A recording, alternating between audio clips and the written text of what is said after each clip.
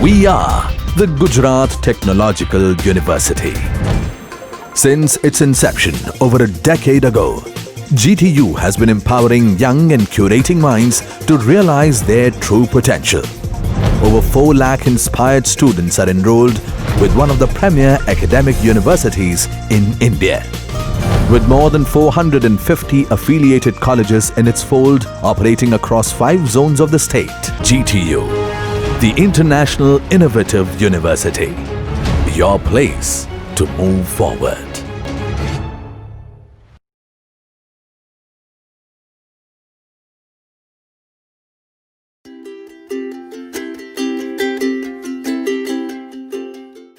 Hello students, myself Grishma Dalal from Faculty of Pharmacy, Dr. Subhash Technical Campus. This is the continuous video of my last lecture, Filtration 1.3 Pharmaceutical Engineering.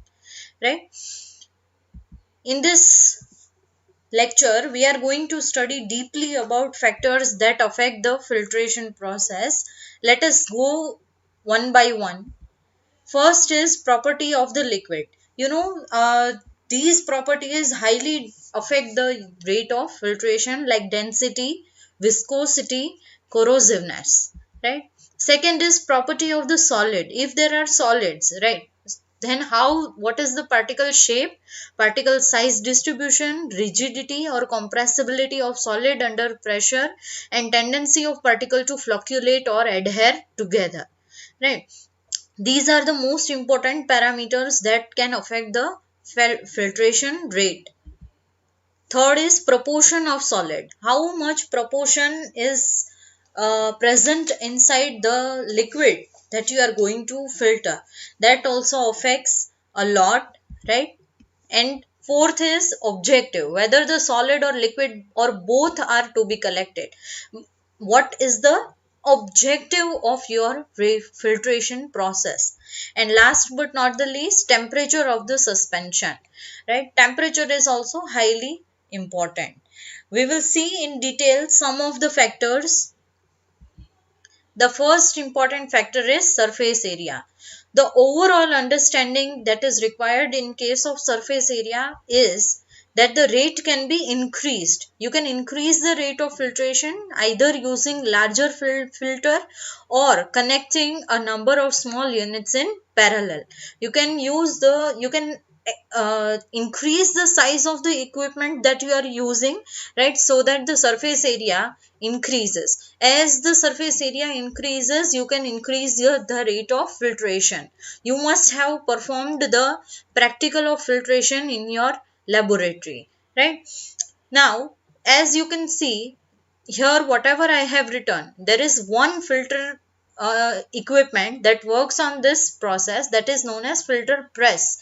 Filter press works on principle of connecting the units in parallel, pleating the filter paper or using pleated funnel, increasing the effective surface area for filtration. So try to understand this.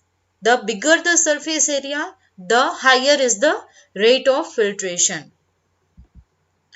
The next factor affecting is pressure drop. Pressure drop across the filter medium. Whatever the medium you are using, if pressure drop is applied, then you can easily change the rate of filtration.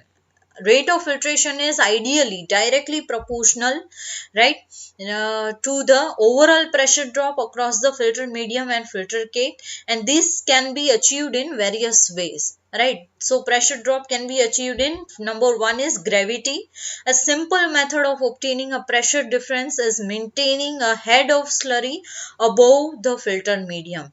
This means that by applying, keep on dropping your slurry onto the filter medium creates a sort of pressure, right?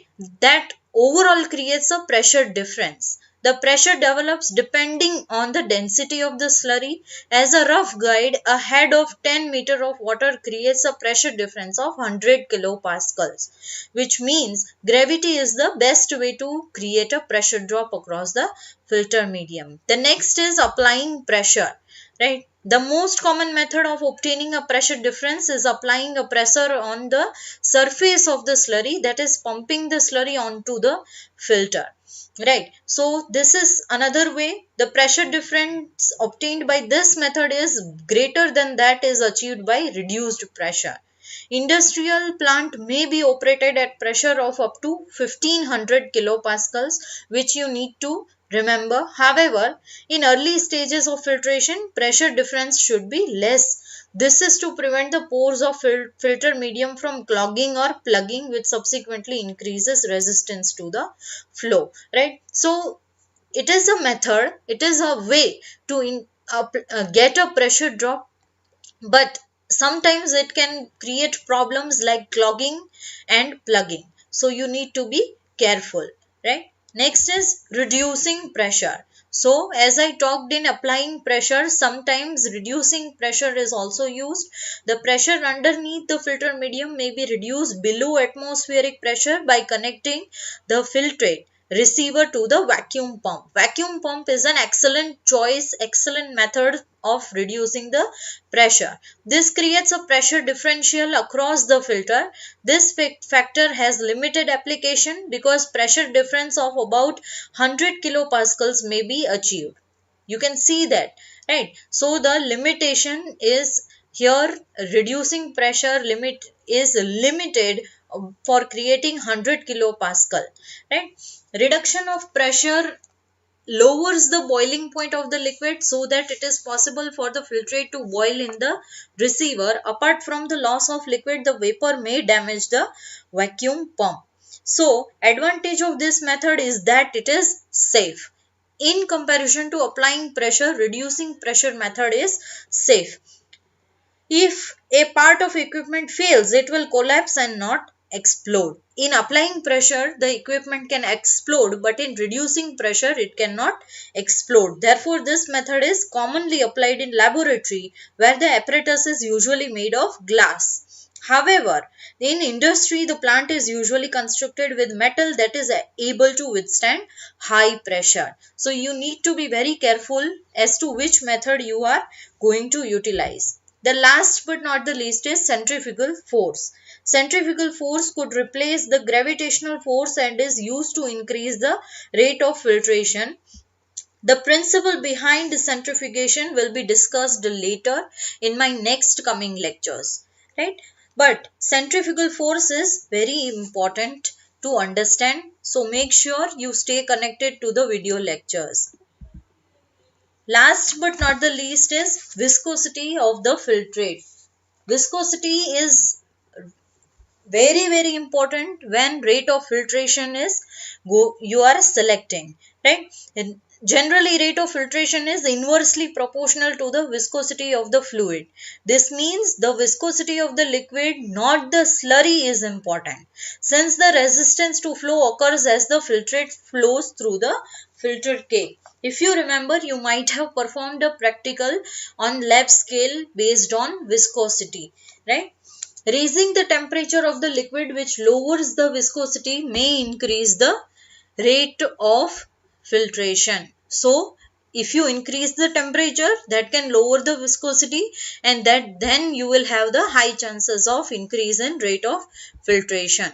So, this is all for today. In my next coming lecture, we will be focusing on centrifugation. So, please stay connected. Thank you.